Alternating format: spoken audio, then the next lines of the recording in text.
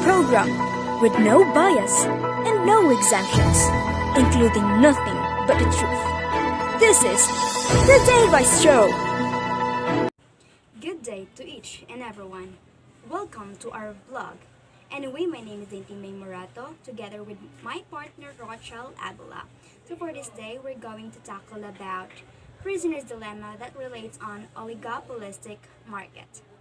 And I am Rochelle Abela, and we're going to explain to you this game theory of prisoner's dilemma and how does it relate to the business strategies of firms under the market structure of oligopoly.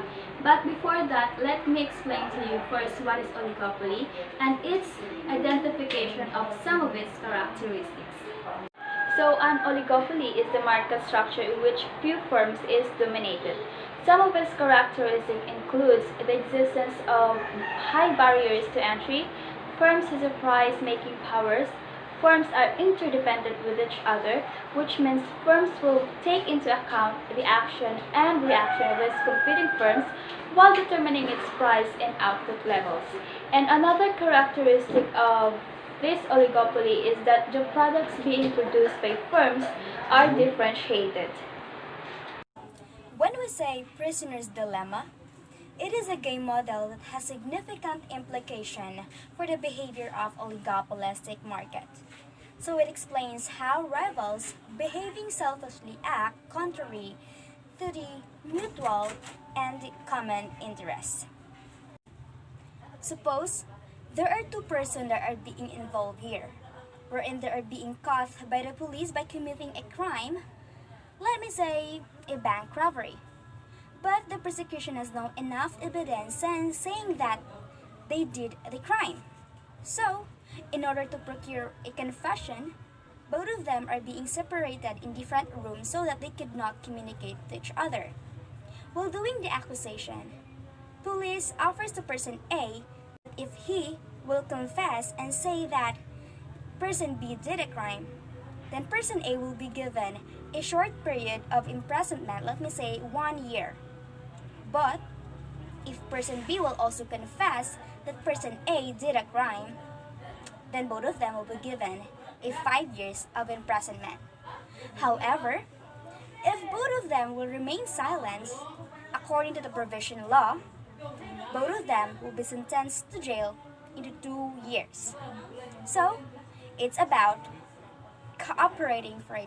And now let us begin to our main discussion, which we will give you an example of this prisoner's dilemma and how does it relate to business firms battling in the marketplace. So we have here the two company, which is the Coca-Cola company and the PepsiCo, with their two most popular product, which is Coke from the Coca-Cola company and Pepsi from PepsiCo. And we have these two firms for soft drinks, and both firms here will have to make a decision whether they charge a higher price for their soft drinks, which is 30 pesos, or a lower price, which is 25 pesos. And both decisions of these two firms will be represented in this table called as the payoff matrix. So we can see in our payoff matrix that Coca-Cola company can produce its most popular soft drink, Coke, at a price of 30 pesos or 25 pesos, and likewise to its competitor. So this table will show us the level of economic profit of these two firms based on their pricing decisions for their products. Let's just say that Coca-Cola company and PepsiCo will price its two most popular products into 30 pesos. So therefore, their level of economic profit will also be the same.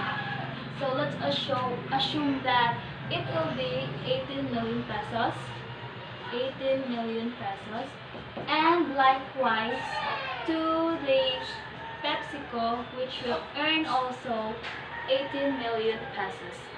So next, what if the PepsiCo will lower its price into 25 pesos? 25 pesos. While Coca-Cola company will remain its price for their soft drink into 30 pesos. So how would this affect their level of economic profit? If the price of Pepsi will decrease into 25 pesos while Coke remain into 30 pesos, then we can say that PepsiCo will earn a larger share in the market, meaning it will increase its profit. So let's assume it will be 30 million pesos, or PepsiCo will earn 30 million pesos,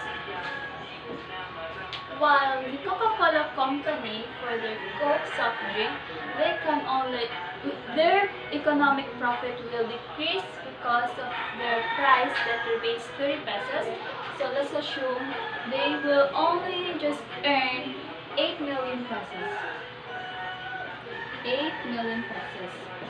So this situation means that the larger the customers of the Coca-Cola company will shift their demand to the PepsiCo, because of course customers will choose which is the cheaper one. Next, so what if the same thing will happen to Coca-Cola company, which they lower their price for their soft drink into 25 pesos, while PepsiCo will remain its price for their soft drink Pepsi into 25 pesos. So if Coca-Cola company will lower their price for their soft drink Coke into 25 pesos, then the Coca-Cola company can expect its total profit to increase into 30 million pesos. 30 million pesos. While PepsiCo will decrease its profit into 8 million pesos. 8 million pesos. And now let's proceed to this question, that what if both firms will lower their price for their most popular soft drink into 25 pesos? So what will be the effect for their level of economic profit? So if both firms will lower their price for their most popular soft drink into 25 pesos, then expectedly both of them will also earn the same profit, which will be 12 million pesos. 12 million pesos. In payoff metrics, the profit of both products was being enjoyed. So this is the metrics or table showing all the various payoffs from the combination of choices or based on the price decided by the two primary and oligopolistic market. We can use this table to analyze the most likely outcome in which the two firms decided in which a high price of 30 pesos or lower price of 25 pesos. Let's assume that both firms are currently selling their soft drinks in 30 pesos, so both firms will enjoy a higher economic profit worth 18 million pesos. So the question is, will Pepsi lower its price worth 25 pesos? Let's see what happened. When one firm lower its price and the other firm keep its price the same, as we can see, if Pepsi lower its price and Coca-Cola keeps its price high, Pepsi can expect to go from earning 18 million pesos to 30 million pesos. Clearly, this is a strategy that Pepsi is best interest. The next question is, what will Pepsi wants to do if Coca-Cola lower its price? If Coca-Cola lower its price and Pepsi keeps its price at 30 pesos, Pepsi can expect a profit to fall 18 million pesos to 8 million pesos, which is clearly not an optimal outcome for Pepsi. On the other hand, if Pepsi match the price of Coca-Cola, which is decreased, and lower its price at the same time that Pepsi does, Pepsi have a profit of 18 million to 12 million pesos.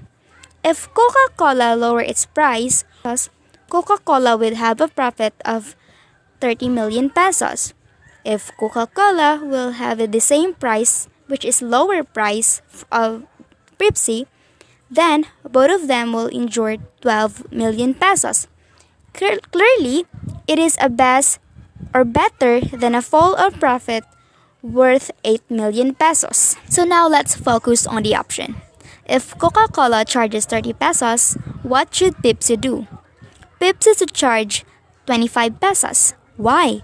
Because Pepsi will have a profit that fall in 30 million pesos instead of 8 million pesos. So what if Coca-Cola charges 25 pesos?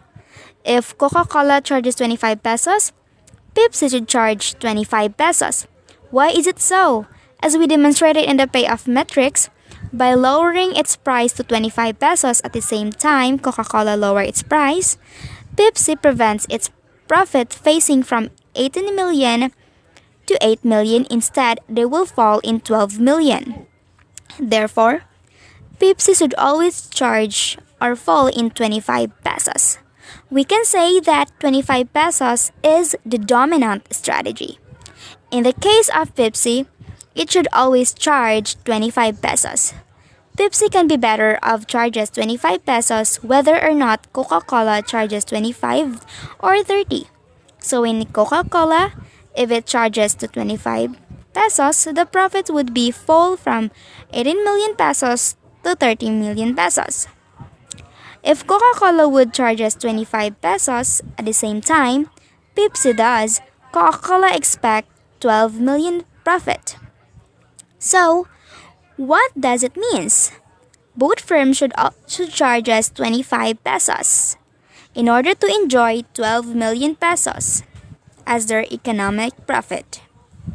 Therefore, the meaning of all these results shows that two firms will have to balance both competition and cooperation for their mutual benefit, because the nature of oligopoly is that firms are interdependent with each other. So the behavior of oligopolistic firms is highly interdependent with the behavior of their competitors, and we can see that it also shows in the game theory of Brasner's dilemma. And in addition, it is called as game because firms has two moves or decisions that they need to decide or choose whether they charge a higher price or lower price for their products. And other games may also include whether they spend more or less advertising to promote their product, and whether they keep existing their product or produce a new one.